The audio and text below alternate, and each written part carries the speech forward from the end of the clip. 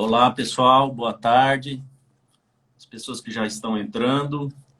Daqui a pouco nós vamos receber o psiquiatra forense, Dr. Guido Arturo Palomba. A live vai ter início às 17 horas, 18 horas, horário de Brasília. E já estamos logados aqui e daqui a alguns minutos vamos começar a live.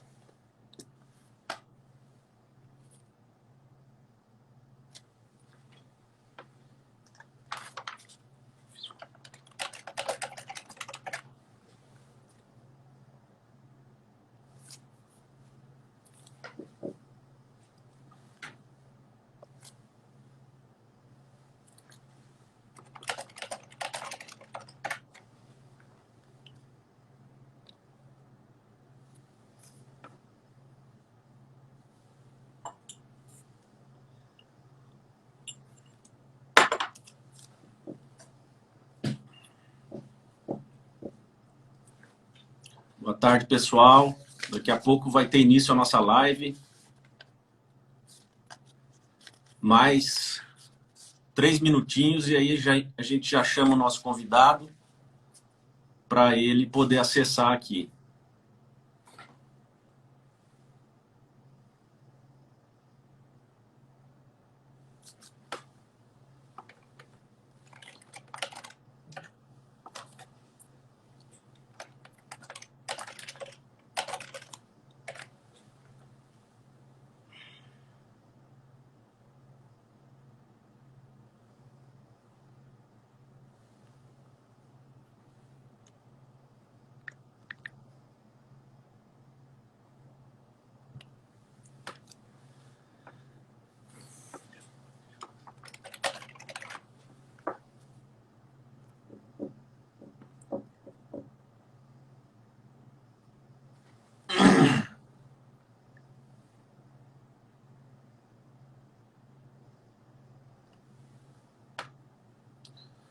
Boa tarde, pessoal. Tudo bem? Estou aguardando aqui mais uns minutinhos para a gente começar a nossa live.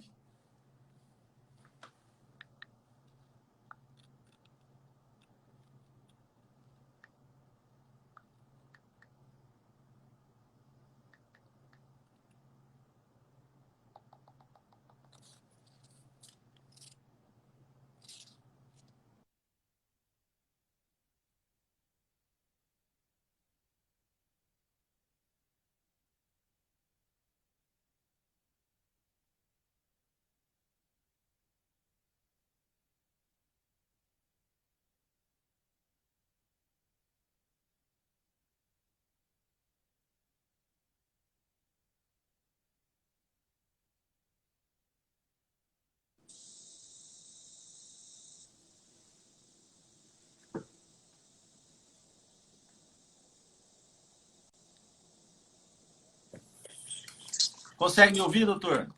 Boa tarde, boa noite. Você tá bom, Zé Tradi?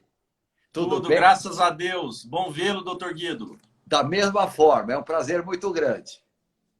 Bom, acredito que já pontualmente às 17 horas, eu queria aqui, embora o doutor Guido dispense apresentações, eu queria fazer uma breve apresentação.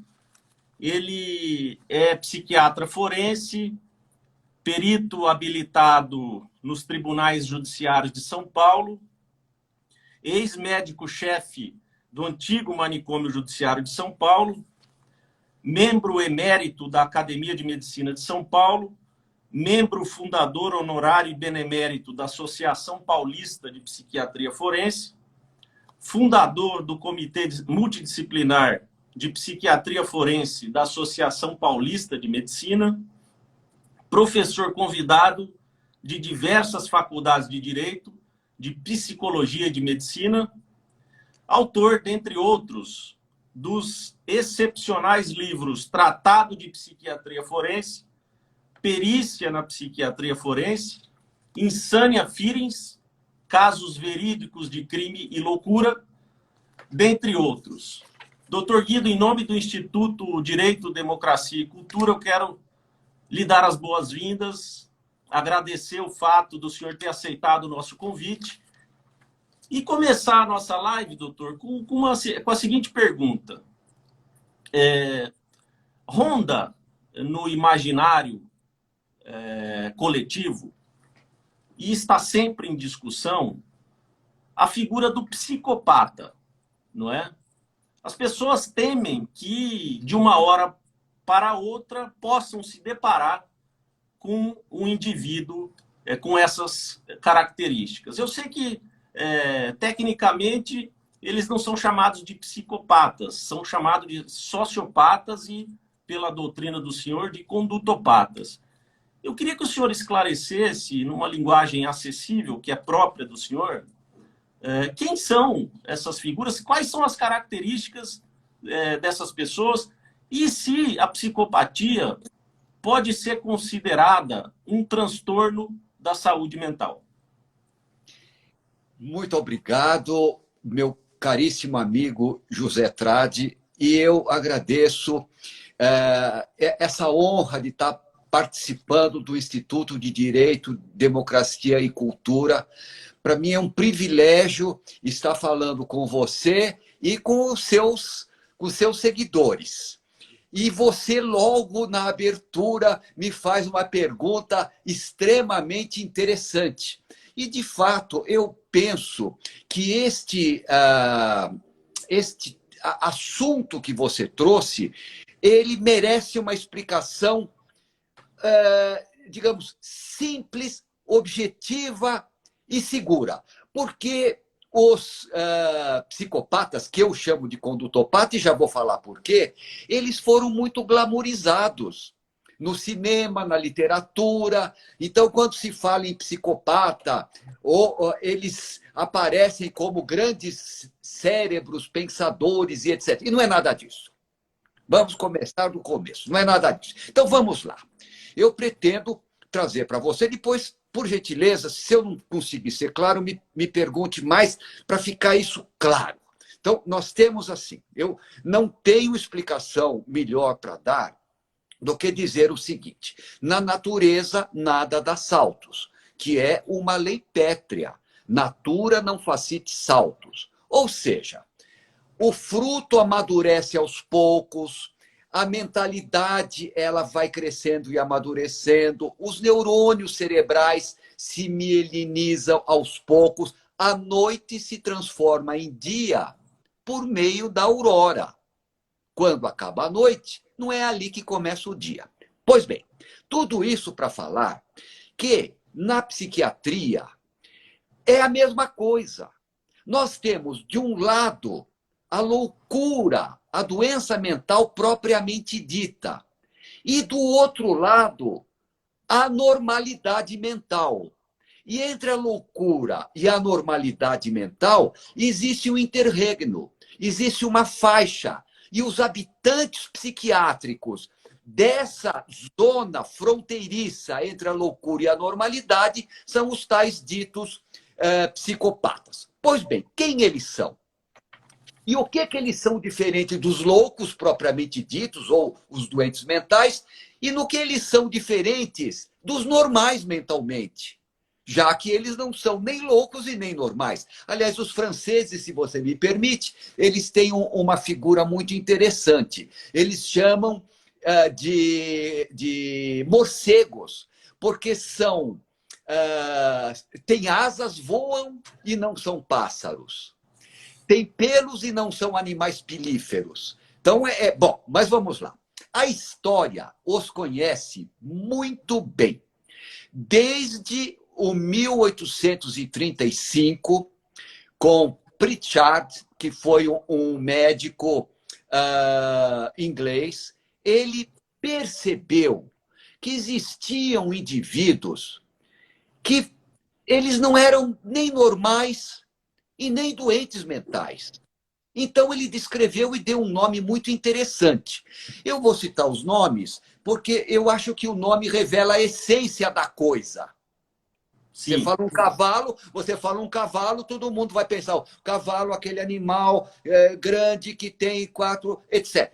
Então, os nomes são importantes. E o Henri Pritchard, ele disse que eram loucos morais.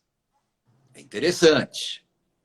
Veio um outro em seguida, chamado Júlio de Matos, português, e ele chamou de loucos lúcidos, que também é um nome interessante.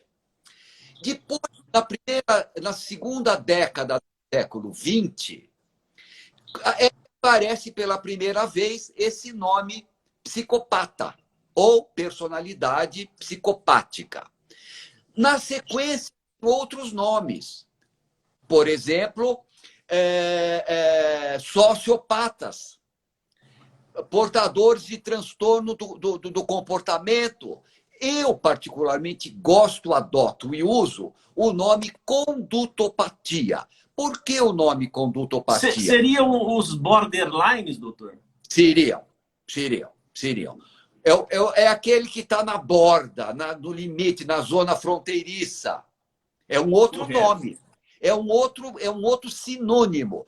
Por que eu chamo de condutopata? Porque a patologia, a apatia, a deformidade, a moléstia está na conduta. Ou seja, são indivíduos que têm uma conduta doentia, uma conduta anormal. Bom, pois bem, então eu acho que aí caberia a tal pergunta que você me faz no começo. Quem eles são? Então, eles não são nem loucos e nem normais. Então, aí vem a primeira pergunta que eu já respondo. Qual é a diferença de um condutopata, que tecnicamente você é advogado, sabe que é uma perturbação da saúde mental, não é doença mental. É uma perturbação da saúde mental, tecnicamente falando. Ou seja, nem sempre serão inimputáveis e nem sempre serão semi-imputáveis. Exato. Pode ser que... Não, pode, tudo é possível. Agora, isso daí nós podemos depois. As implicações forenses desses indivíduos são interessantes. Em face desse nosso código também, que é um código que tem o famoso sistema vicariante, né? Ou vai para medida de segurança ou vai para a pena corporal. Mas vamos lá, eu vou ainda terminar de definir quem são esses indivíduos, esses tais esses condutopatas, psicopatas. Qual a diferença que tem para a loucura, para os doentes mentais propriamente ditos? Trade, o doente mental, a doença mental é uma ruptura com a realidade. Há uma ruptura. O que é romper com a realidade?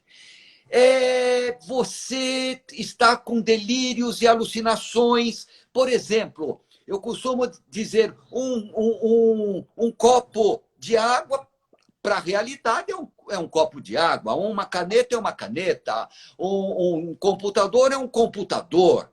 Agora, para o doente mental, tudo aquilo pode ter um outro significado completamente diferente. Por exemplo, pode ser um sinal de que ele está sendo perseguido, ou um sinal que está sendo dado para alguém raptá-lo. Ou seja, ele está com delírio de perseguição, ele rompe com a realidade. Ele escuta vozes que só ele escuta, mais ninguém, que são alucinações auditivas. Ao passo que o condutopata, psicopata, ele não tem nada disso. Ele não tem problema de entendimento, de inteligência. Pode ser um pouco mais, um pouco menos inteligente. Não tem problema de memória, não alucina, não delira, etc. Bom, pois bem. E nem sempre essa figura inteligente, que muitas vezes é vendida pelo cinema e pela literatura, né, doutor? Como o senhor colocou aqui no início. Na maioria das vezes, são pessoas até mesmo com uma inteligência seletiva. Tá. Eles parecem brilhantes porque eles são manipuladores. Mas eu já termino essa minha longa explicação do que eles são, e aí eu termino. Então, nós falamos rapidamente qual a diferença que tem para os doentes mentais. Mas como eles são fronteiriços, então qual seria a diferença que tem para os normais? Já que eles não alucinam, não deliram, vivem em sociedade, etc. Qual a diferença? Muito bem. Na verdade, é o que eles não têm, que os normais têm. Ou seja, basicamente, todos, sem exceção, sentimentos superiores de piedade, compaixão e altruísmo. Um condutopata, psicopata, ele jamais terá sentimentos superiores. E isso implica em ele ser altamente egoísta, voltado para os próprios desejos. E ele também não tem remorso de nada daquilo que ele faz. É interessante que, por exemplo, quando você vai examinar condutopatas, psicopatas, você pergunta, digamos que ele tenha cometido um crime hediondo, todos são iguais, trate, todos, não há exceção. Você está arrependido do crime que você fez? Ele, claro que estou, doutor. Eu estou preso há 3 meses, há 4 meses. Quer dizer, não é com a sorte da vítima. É com aquilo que recaiu sobre ele. Então, esta é uma diferença. Ausência de sentimentos superiores, piedade, compaixão e altruísmo. Inexiste remorso.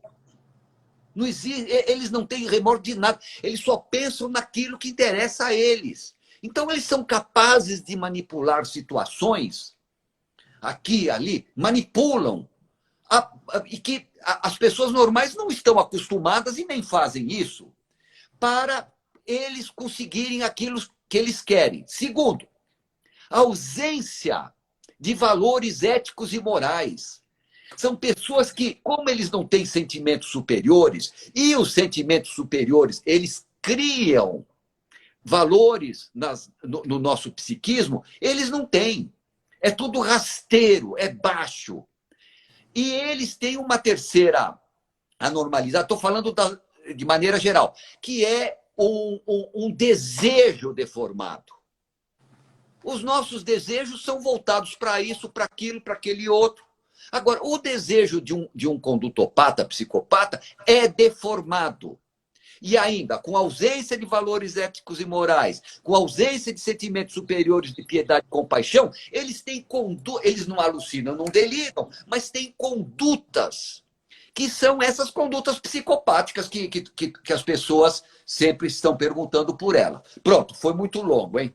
Ótimo. Agora, é possível que esses condutopatas tenham alguma comorbidade associada? Pode Porque, ter. na verdade, não é comorbidade, porque não é uma morbidade a condutopatia. Não seria correto falar em morbidade. Bom, ou sim? você está falando muito bem. Você está falando bem porque você é um ilustre jurista, então você usa a linguagem forense, que é extraordinária. Não, eu estou falando bem, doutor, eu quero ser muito justo aqui. Porque eu leio o seu tratado de psiquiatria forense Imagina. há Obrigado. no mínimo 10 anos. Muito obrigado. Então, se eu falo bem, é por conta dos ensinamentos que o senhor me deu. Muito gentil. Mas, pois bem, o direito, ele tem 4 figuras que englobam toda a gama psiquiátrica. Da neurose simples aos quadros mais graves de doença mental. Ele tem doença mental, que a gente estava falando, que são as psicoses, alcoolismo crônico grave, que é uma doença terrível, de difícil cura. Eu estou falando do alcoolismo crônico grave.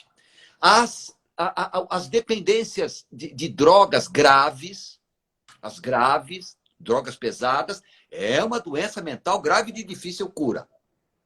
E daí para frente. Então você tem doença mental. Depois você tem desenvolvimento mental retardado, que são aqueles. É apenas um rebaixamento, uma falta de desenvolvimento da inteligência.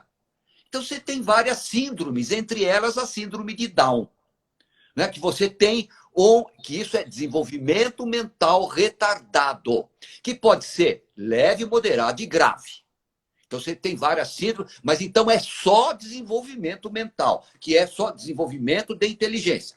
Depois você tem desenvolvimento mental incompleto, que é o surdo-mudo de nascença, o silvícola não aculturado e o menor de idade. É desenvolvimento. O menor de idade, não, você não pode falar que é. Mas ele já vai direto para a inimputabilidade. Mas é um desenvolvimento mental incompleto.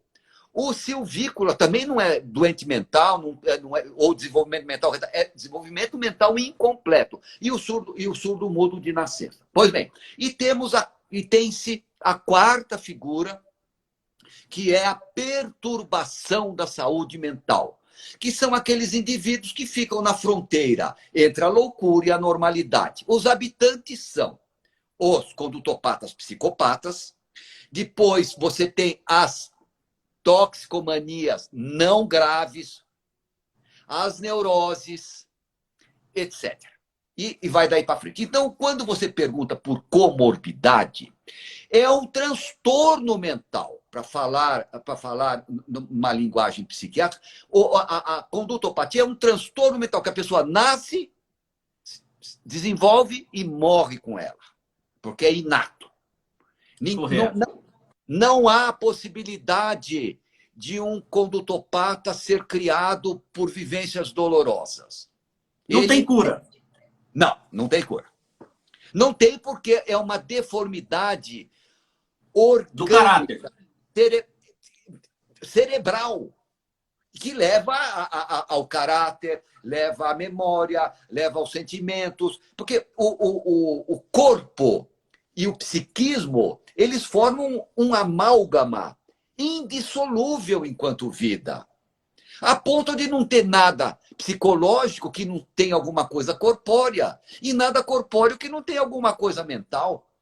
São duas substâncias distintas, o psiquismo e o corpo. E não precisa provar. E você sabe qual que é a tradução de psique? Psique é voz grega, é alma em latim. Pneuma, ar, alma. Psique é sopro. Então, corpo e alma, psique e soma, são duas substâncias distintas que não há necessidade de provar a existência delas, porque elas existem, são aquilo que se chama razão suficiente, ou seja, o corpo não precisa provar, está aqui. Aqui o corpo, então não há necessidade de ficar provando a existência do corpo. E da alma, do psiquismo, também não há, porque é o pensamento, o sentimento, a intuição, a percepção. É tão nítida, tão clara, tão real quanto o próprio corpo. Pensamento, sentimento, intuição, percepção. O que vale conversar é sobre a união dos dois. Tá certo? Duas substâncias, na minha concepção unicista, aristotélica, tomista, é um amálgama, a ponto de não ter nada corpóreo que não seja psíquico e nada psíquico, por mais elevado que seja, que não seja corpóreo. Essa mesma concepção é adotada, por exemplo, pelos psicanalistas, doutor? Não, não é. Não é. Não é porque a psicanálise é dualista. A psicanálise o corpo e a alma, embora existam, são duas substâncias separadas como se tivessem dois relógios a marcar a mesma hora.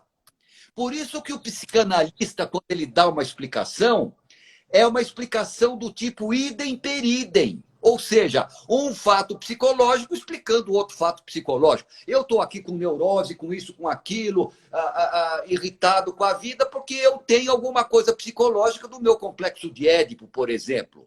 Então, a explicação idem per idem, ela é dualista, ao passo que essa nossa é unicista. Tá, correto.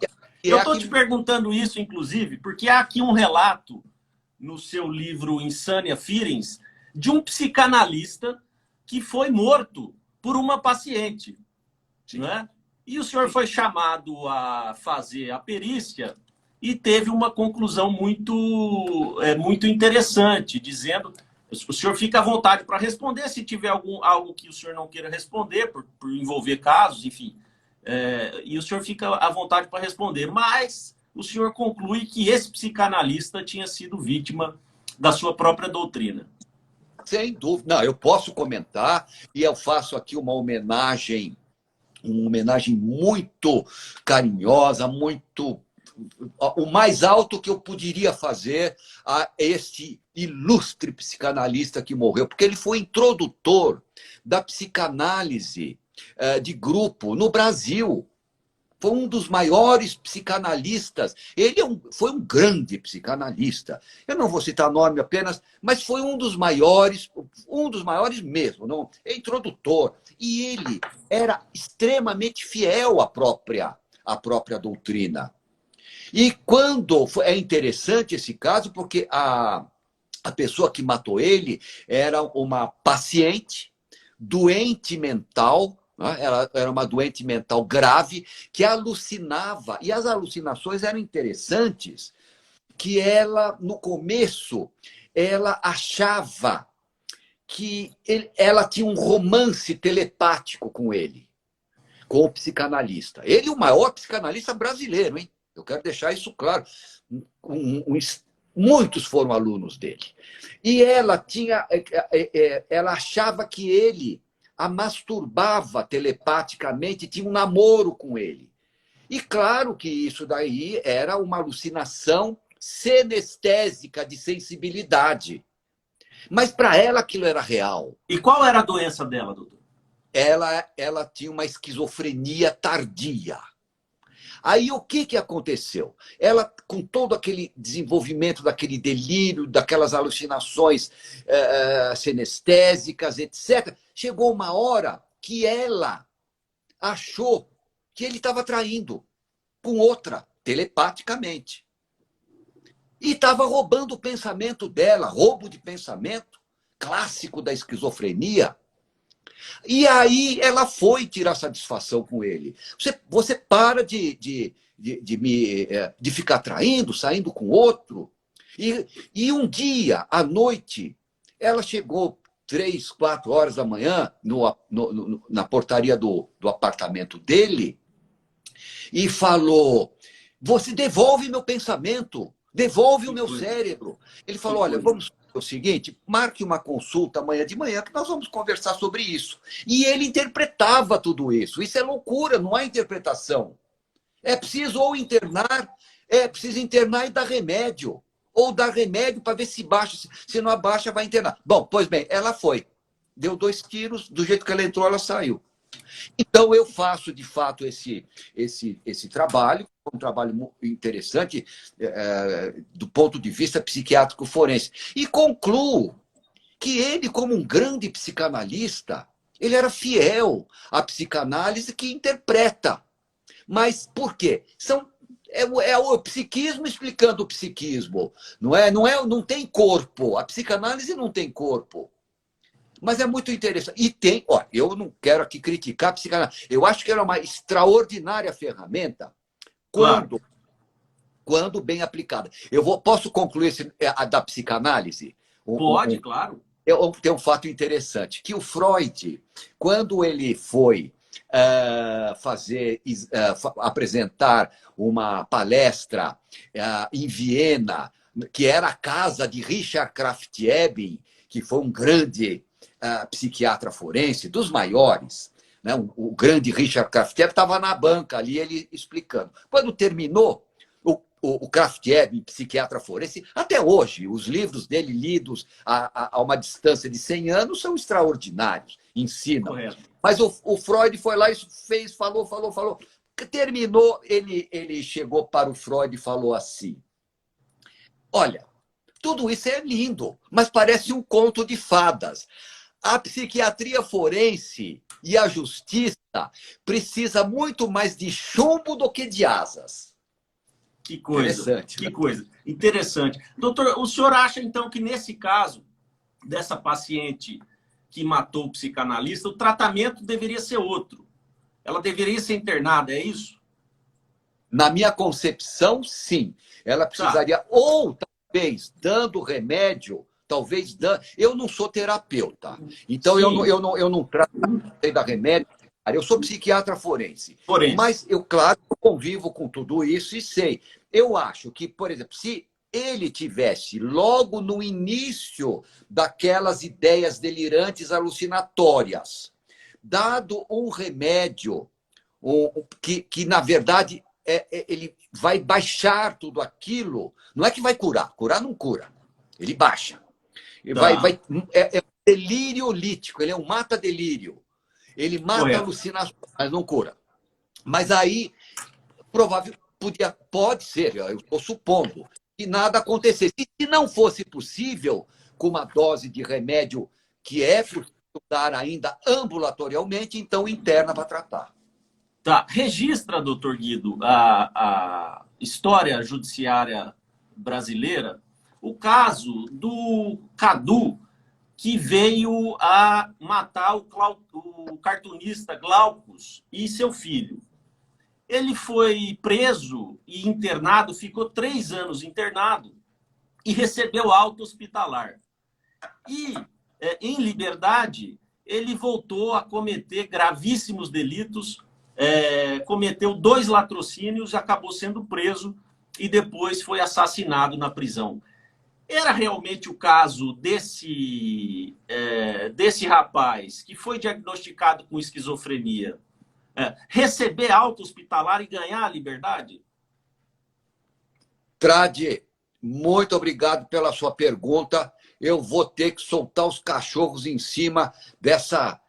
como é que eu vou... Eu não tenho nem... Eu não vou falar, porque às vezes eu me emociono a mais de falar desses peritos improvisados. Na Itália, eles são chamados de piscigatti. Traduzindo, é cabeça de bagre. Então, por aí você já vou chegar lá. O grande problema é que hoje, infelizmente, existe uma decadência da psiquiatria ocidental, que aliás, é meu último livro, mas não é esse o caso.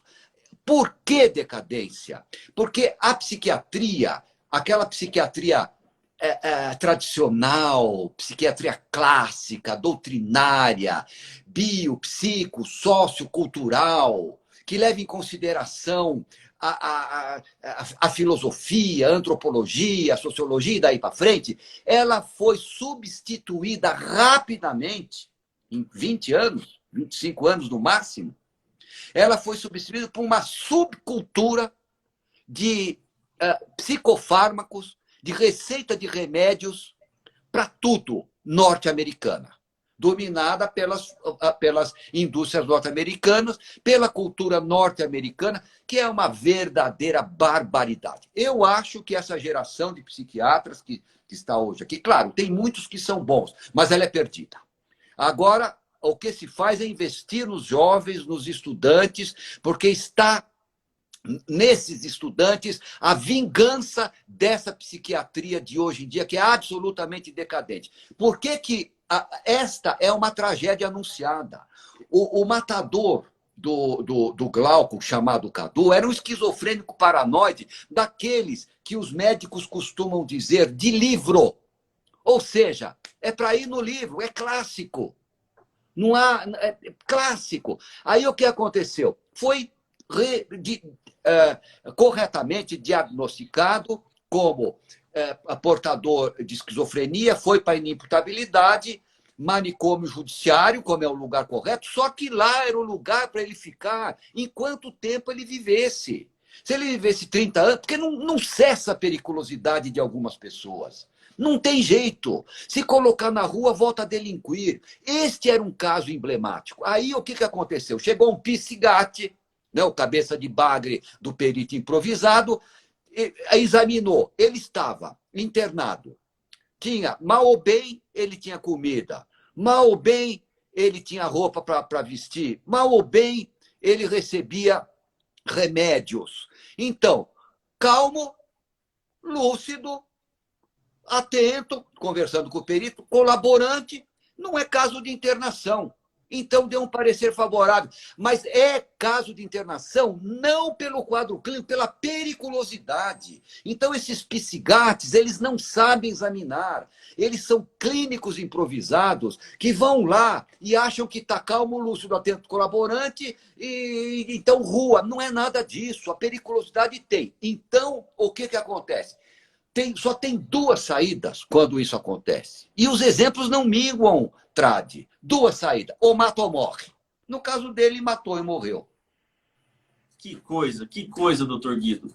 Doutor Guido, vai ser julgado amanhã aqui em Campo Grande, pelo Tribunal do Júri, um indivíduo que sequestrou a sua vizinha, ele estuprou essa moça que foi sequestrada, ele matou essa moça e violou o cadáver durante 3 dias até desová-lo na rua próximo à sua casa.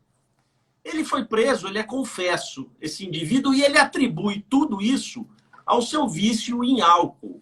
A gente falou rapidamente aqui do alcoolismo, o senhor disse alguma coisa, e eu queria saber do senhor, o álcool em si, o alcoolismo, ele é capaz de levar o indivíduo a cometer esse tipo de barbaridade? Ou é preciso que esse indivíduo tenha alguma coisa já associada, predisposta?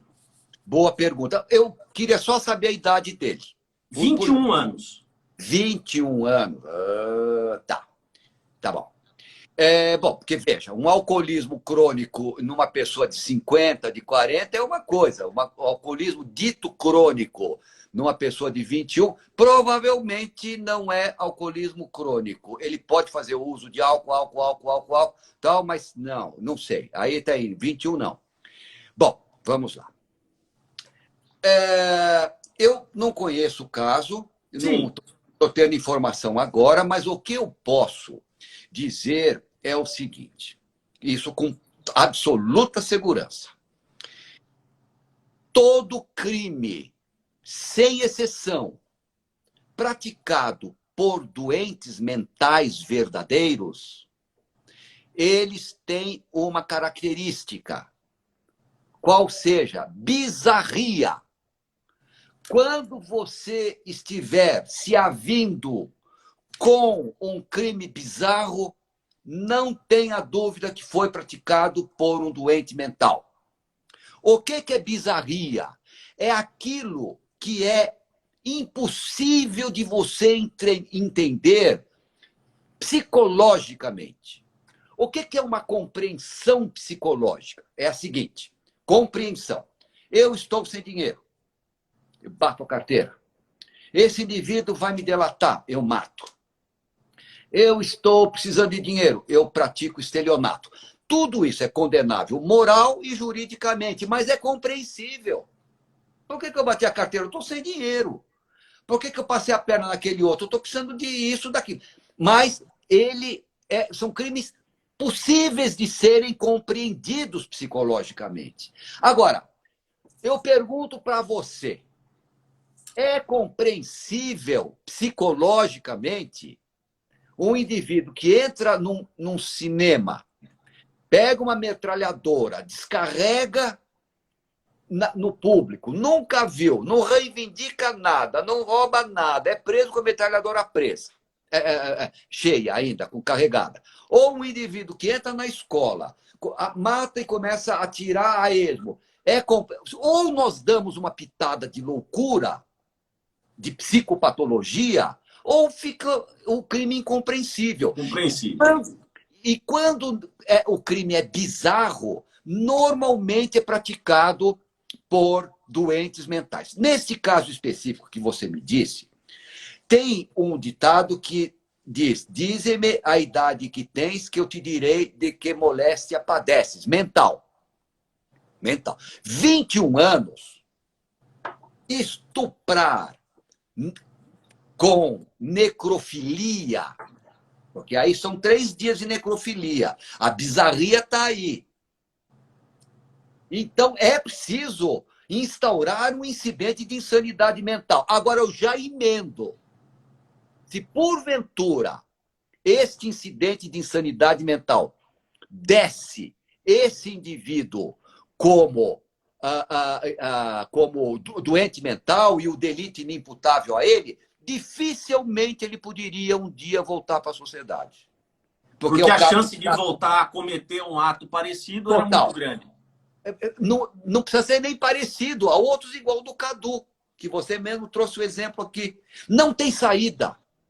Não adianta. Agora, hoje, Trade, o Ministério Público foge da inimputabilidade tal qual o diabo foge da cruz.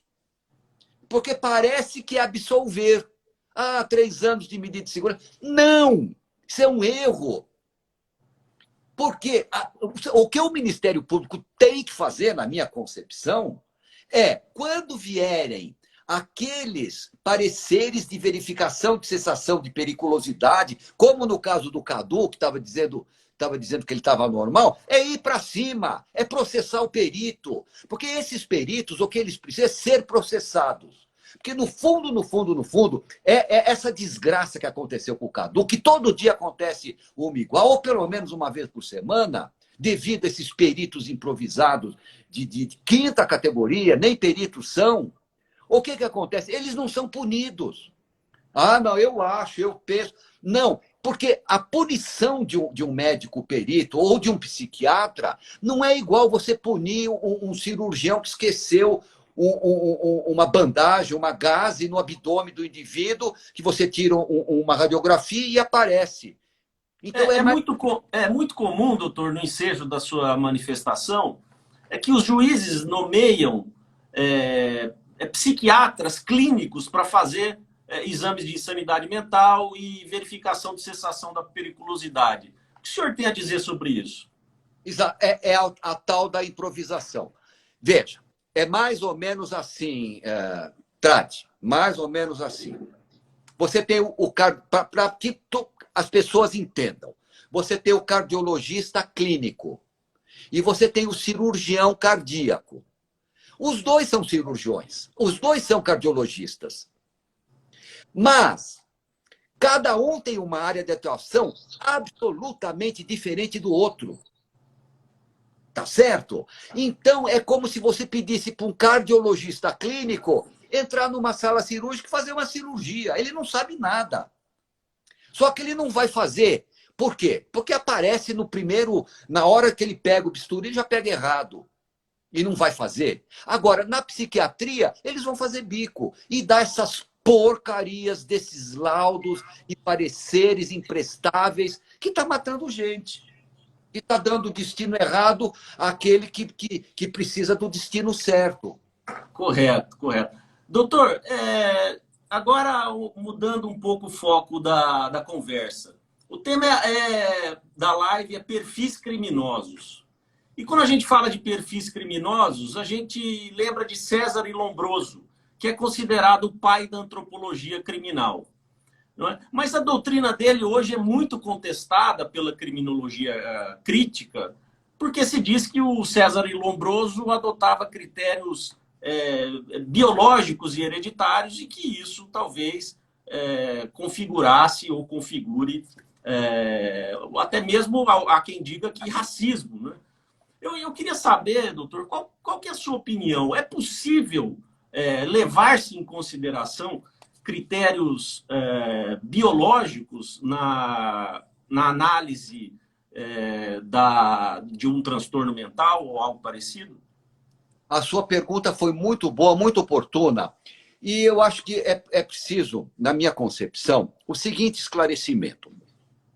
O César Lombroso, ele tem uma obra monumental. Então, eu penso que a crítica a Lombroso precisa provir de alguém que tenha lido a obra, porque só ficar repetindo catilinárias que lançaram a Lombroso não vale. Então, pois bem, e por que Lombroso pegou essa má fama que se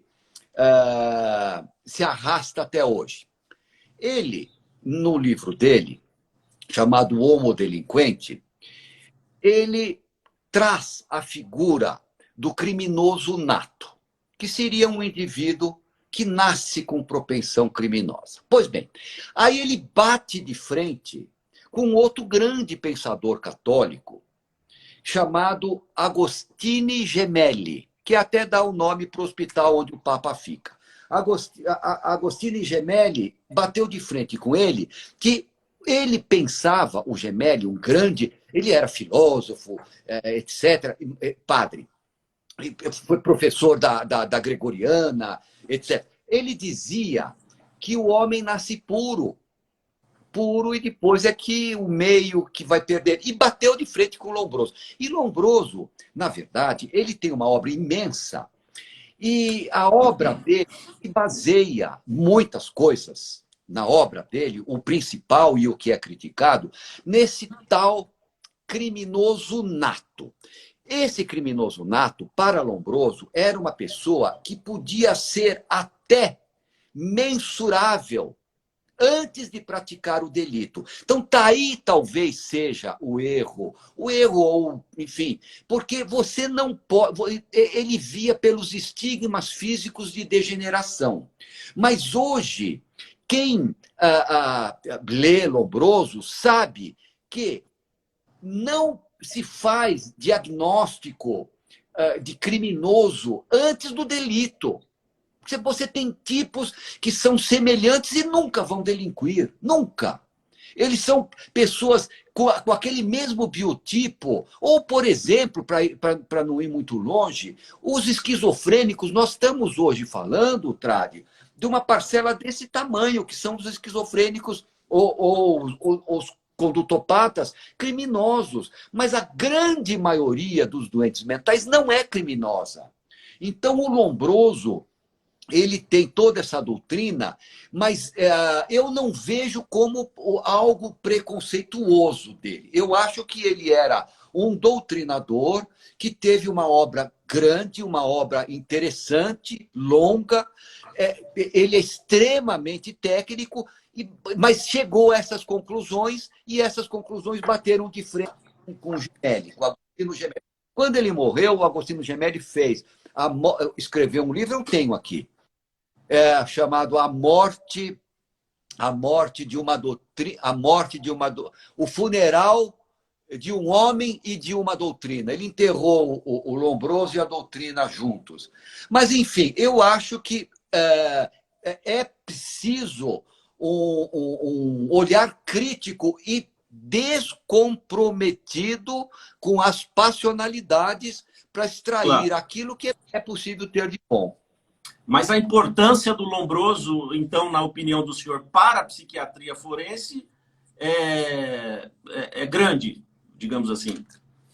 Olha, a psiquiatria forense, ela é baseada nos grandes clássicos. Então, esses grandes clássicos da criminologia e anteriores a Lombroso, porque Lombroso foi beber na fonte de... Eu já vou me lembrar já o nome dele. Eu não vou me lembrar agora, você quer depressa, não consegue.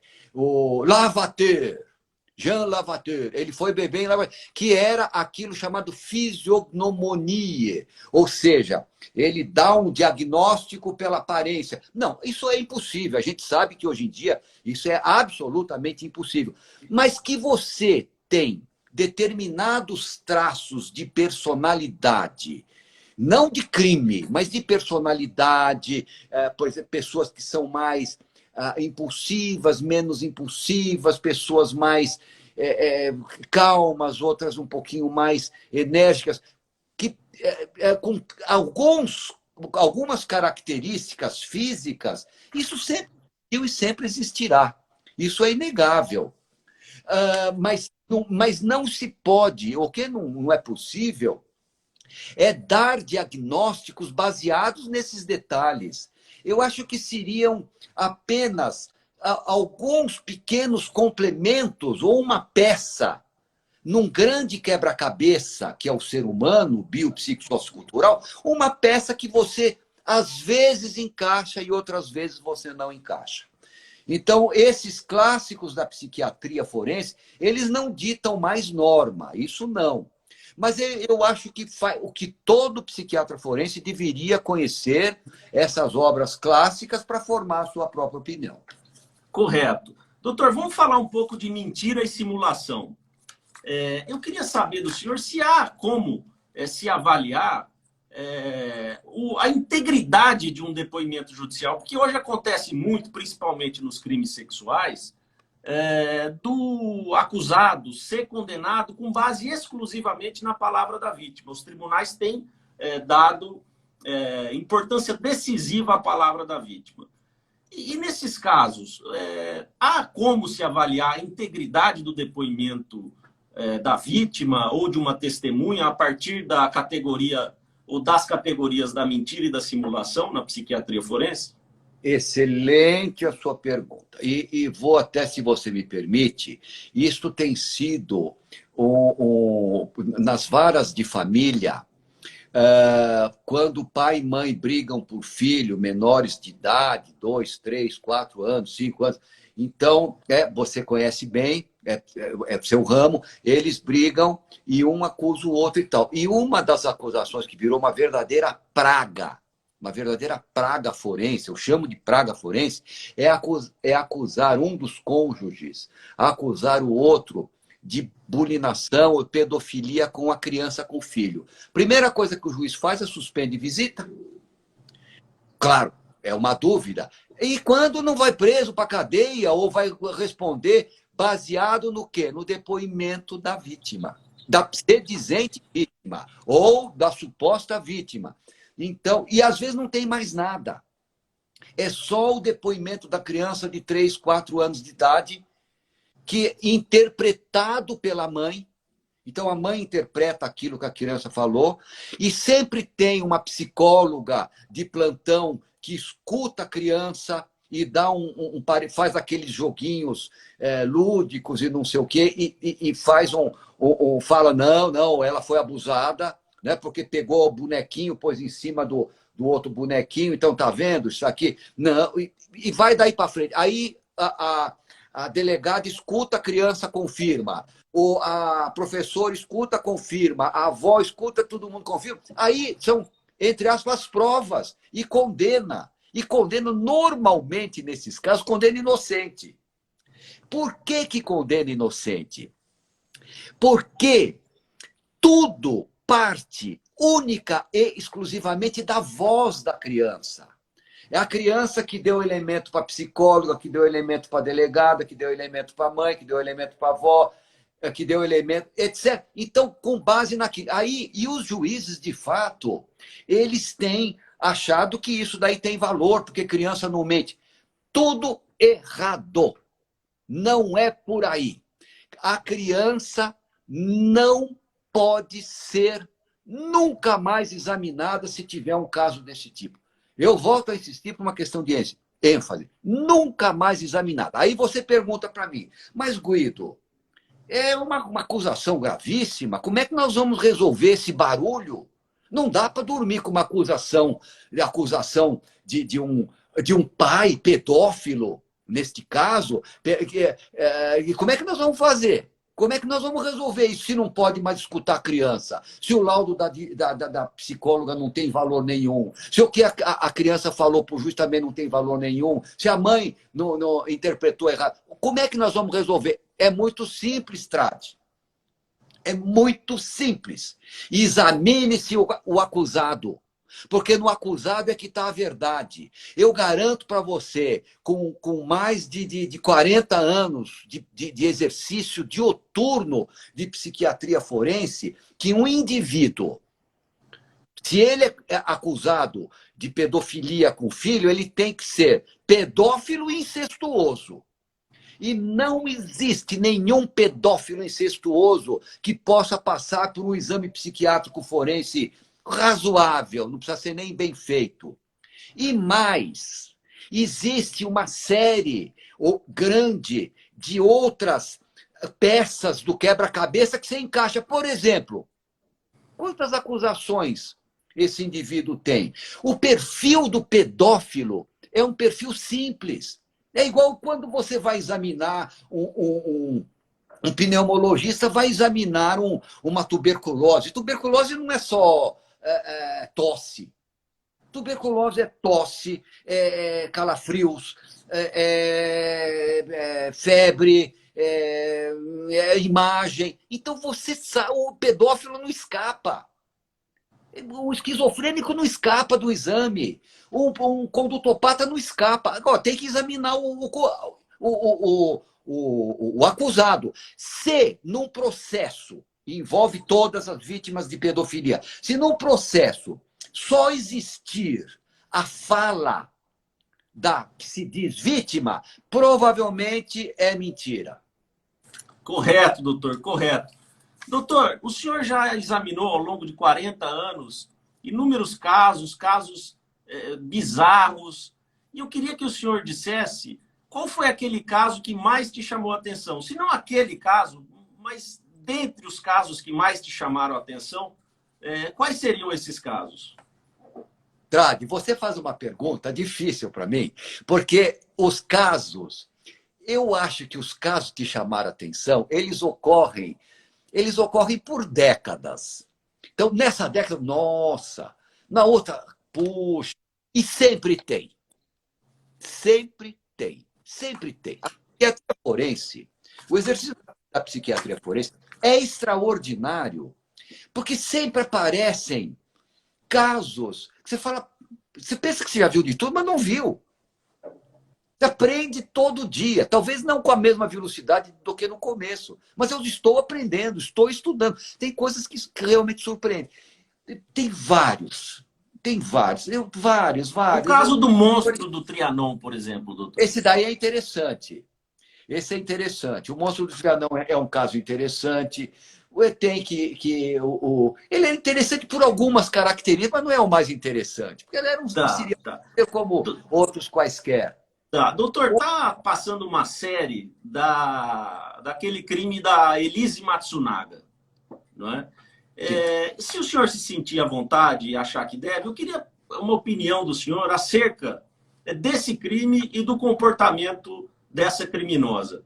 Na avaliação do senhor, qual é o transtorno de que ela padece, se é que ela padece de algum transtorno? Boa, Trade. Bom, já que você perguntou, eu me sinto à vontade no seguinte sentido. Tá, eu não vi, mas me falaram, e é óbvio que isso é uma verdade, que está na Netflix, está no cinema, está aqui, está ali. Então eu estou à vontade para falar. Tá certo? Se não tivesse no cinema, aqui, ali, então era alguma coisa restrita, etc. Mas eu estou à vontade para falar, e no dever de médico. Eu conheço bem esse caso. Essa série eu perguntei para algumas pessoas que viram e perguntei se determinados detalhes apareciam, porque ela é condutopata. Se determinados detalhes... Por quê? Porque eu nunca, na minha vida longa de psiquiatra forense, examinei um esquartejador normal. Nunca. O esquartejamento, Trade, é um ato extremamente grave, extremamente difícil. Não difícil mecanicamente. Difícil você pegar, cortar pedaços de um ser humano e continuar até o fim, sem parar no meio do caminho e abandonar. É muito difícil. Para os médicos acostumados, até em anatômico, em ver as vísceras, isso é difícil. Quem tem que ter uma frieza extraordinária. Mas o que eu queria contar então, ela na minha concepção. Agora, eu perguntei algumas coisas para quem assistiu e me disse que não tinha. Essas coisas não tinham. Então, eu vou contar, porque ali é cinema, sei lá como é que foi feito, eu não vou ver nem me interesso. Mas, primeiro, é preciso saber que ela, me parece que disse que foi dinopino ou foi sem premeditação. Mentira. Ela comprou uma maquita no Rio Grande do Sul. Isso não aparece, não sei se aparece ou não no filme, mas comprou uma maquita no Rio Grande do Sul. Por que não comprou aqui? Falou que ela não usou maquita, hein? Não usou. Segundo, ela trocou o cano da arma. Você é advogado, meu caro. Por que trocou o cano da arma? A frieza e a dissimulação depois do delito foi extraordinária, muito bem feita por ela. Fria, gelada. E vou contar um outro negócio, não sei se apareceu nesse filme ou não, mas isso me chamou a atenção. Você perguntou as coisas que me chamaram a atenção, e isso me chamou a atenção. Que ela, olha só, Tradi, ela picou, esquartejou a vítima, colocou tudo numas malas, pôs no carro e foi para jogar os pedaços no meio do caminho, não é isso? E ela foi pega por um guarda rodoviário com o carro cheio. Não sei se conta isso no filme, mas se não contar, eu estou contando.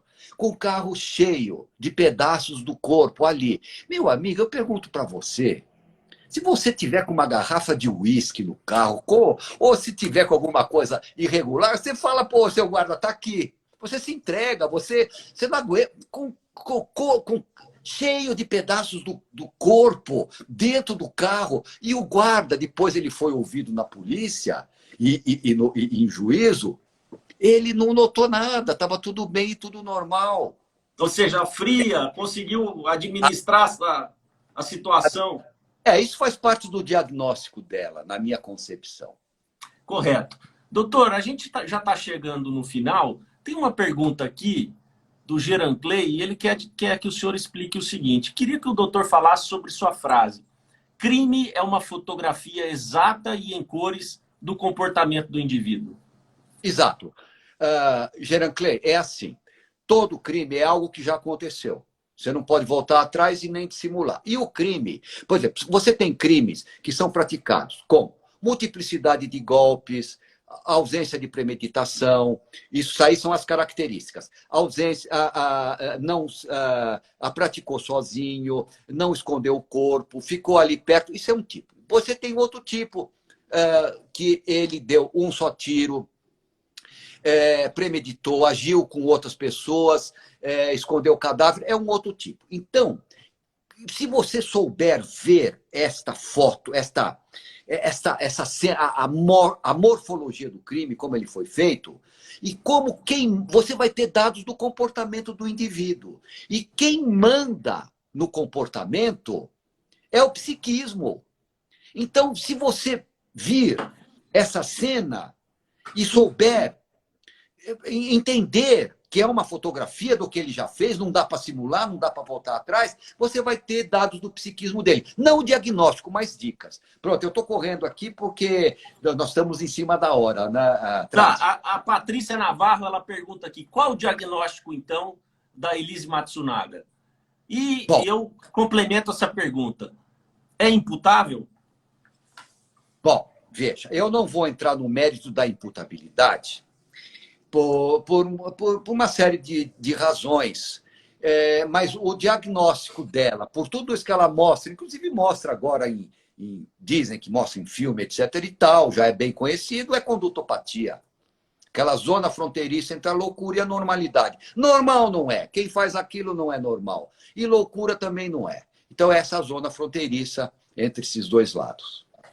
Bom, doutor, teríamos muito mais assuntos para continuar aqui, menoridade e outros casos, mas, infelizmente, chegamos no nosso tempo e já estão pedindo aqui a live 2, viu, doutor Guido? Já vou programar. Obrigado, imagina. Eu agradeço o senhor, é sempre um prazer poder conversar e poder contar com a sua inteligência. Aprendo muito com o senhor, eu tenho certeza que todas as pessoas que assistiram também aprenderam muito com as suas palavras. Muito obrigado, doutor Guido. Muito obrigado. Eu que agradeço ao Instituto de Direito, Democracia e Cultura e, de modo especialíssimo, a você, José Tradi. É um prazer e uma honra para mim. E um abraço apertado para todos os que participaram. É uma grande honra. Um abraço, muito amigo. Obrigado. A live vai ficar salva aqui no meu perfil. Um abraço a todos. Muito obrigado.